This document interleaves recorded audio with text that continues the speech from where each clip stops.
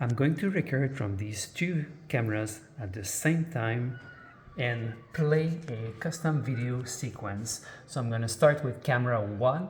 I'm going to play at normal speed, but I'm taking only from 0 to 3 seconds. And then I'm going to use camera 2. I'm going back and forth using from 2 to 5 seconds on both.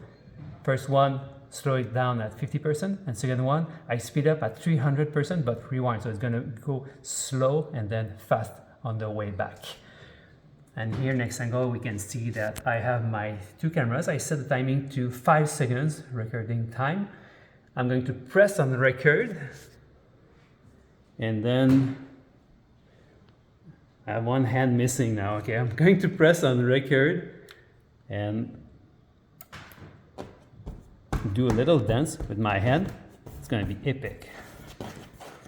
Okay, and now we're done. We're processing the files, and this is the output.